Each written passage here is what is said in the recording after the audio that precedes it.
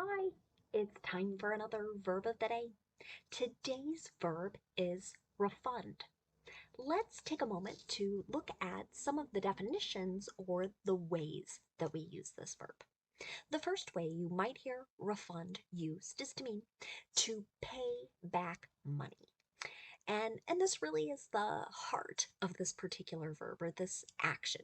So it can apply in many different situations, but the most common way you're going to hear it is in connection to purchasing or buying something, maybe even reserving something. So when you're not satisfied with that thing that you've purchased, you might ask for your money to be returned. Right? So it's that particular action that we're talking about with this verb. Now, it can happen in other contexts. It doesn't just have to happen when somebody has purchased or bought something, but that really is the main focus of this particular verb. You should know that the verb refund is a regular verb. To make the progressive form of this verb, all you're going to do is add ing to form refunding. The past tense and participle forms of this verb can be made by adding ed. Our base verb, refund, ends in a voiced d sound. So when I add that past tense ending, I'm going to add an extra syllable and make a sound like id. So the past tense and participle forms of this verb should sound like this: refunded, refunded. Okay. Now, there aren't any phrasal verbs that we need to study today, so instead we can focus on making sentences. And today we're going to practice the simple present verb tense, and we're also going to practice the simple future with the focus on will. Let's start with the simple present. We use this verb tense to talk about our habits and our routines. We also use it to discuss facts. And the important thing about making sentences in the simple present is that we need to pay attention to our subject. The form of the verb is going to change based on that subject. So if the subject of your sentence is I, you, we, or they, you're just going to use the base verb. So no special endings on that verb. Okay? Now, if your subject is he, she, or it, then you need to add an S to the end of the verb. You can see that in my example sentence. Uber now refunds wait time fees for customers who have disabilities. So this is a relatively new policy for this company, right? So this is a factual statement. I'm talking about one company, so you can see the S on the end of my verb here, and it is their policy to pay people back if they've been charged a wait fee, so they've made the driver wait on them, if they can show that they have a disability, which might explain why it's taken a little bit longer. Okay. Now, if I want to make a negative simple present sentence, my structure for this, again, will be to start with my subject. And if the subject is I, you, we, or they, I'm going to use do not and then the base verb. You might also hear people use the contraction don't and then the base verb. Now, if the subject is he, she, or it, I'm going to use does not and the base verb, or the contraction doesn't. Here's an example sentence.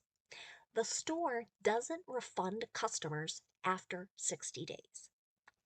This would be another statement that is sort of a fact. Maybe a employee is saying it to a customer who's trying to get a refund on something they've purchased 70, 80, 90 days ago. They're like, nope, I'm sorry, this is our rule. We will not give money back 60 days or more after a purchase. Finally, let's look at making a yes or no question in the simple present. Okay, to do this, I start with do or does. I have my subject and then the base verb. Okay, I always like to point out to students, notice when I'm making negative sentences or yes or no questions, I'm not adding an S to the end of the verb. Doesn't matter what my subject is. No S in the negative or yes or no questions. Only with the affirmative in he, she, or it. Okay. Let's take a look at another example sentence. Do airlines refund customers after canceled flights? This question is one that many people were asking in the last few weeks and months as there have been numerous cancellations here with flights in the United States. Now, let's move on and talk a little bit about the simple future. Today, we're going to focus on using will. Will in the future is really common when people are making predictions, so statements about what they think will happen. You'll also hear it when they uh, make offers or promises as to something that will be done in the future. The nice thing about the structure with the simple future using will is that our form of the sentence is going to stay the same no matter what the subject is. So in the affirmative, we're going to have the subject, we're going to have will, and then we're going to have the base verb. You can see that in my example sentence. The IRS will refund penalties it charged people for filing their returns late during the 2020 pandemic. Okay. So, in many ways, this sentence was made as a bit of a promise. So, we have this government agency promising to pay people back for late filing penalties they were assessed during COVID, because we all know that was kind of a crazy time. Now, let's look at making a negative sentence in the simple future. To do this, we start with our subject, then we use will not, or the contraction won't, and then the base verb. You can see that in my example. The internet retailer won't refund us for the unusable product they sent us.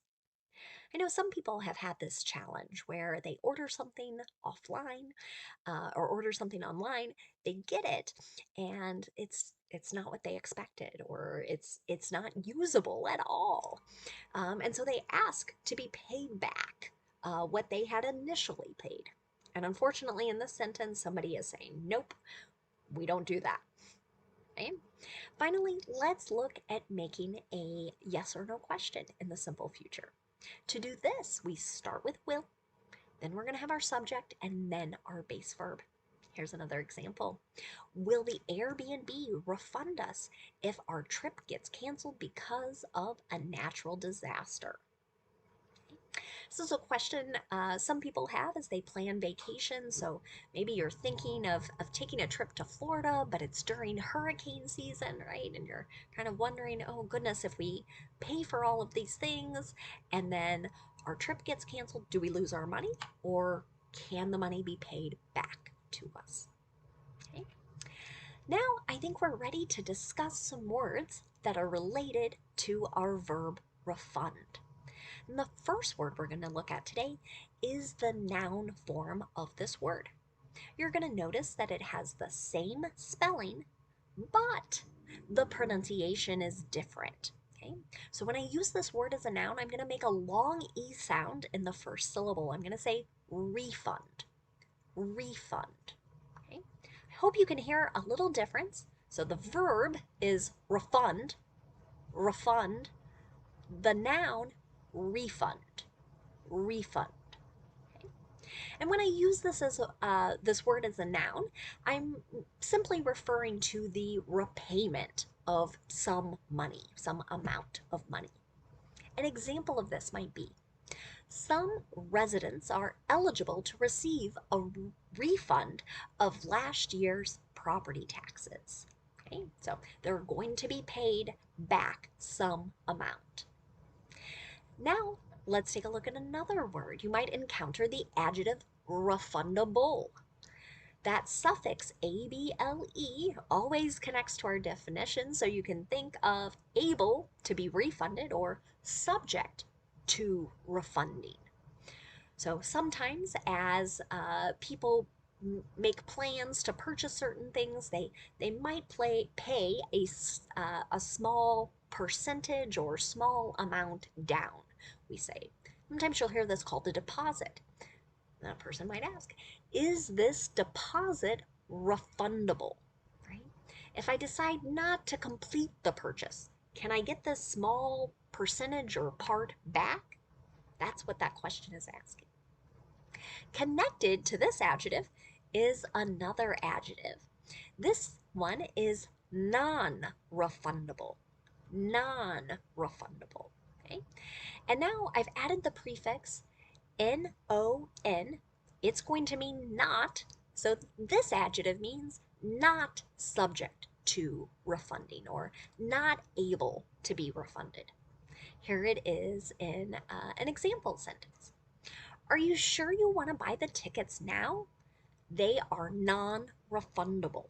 Okay, so maybe I'm talking with a friend. We're making plans for some point way in the future, right? And I want to know, could things change, right? Because if we change our mind and we don't use these tickets, we're not going to get our money back.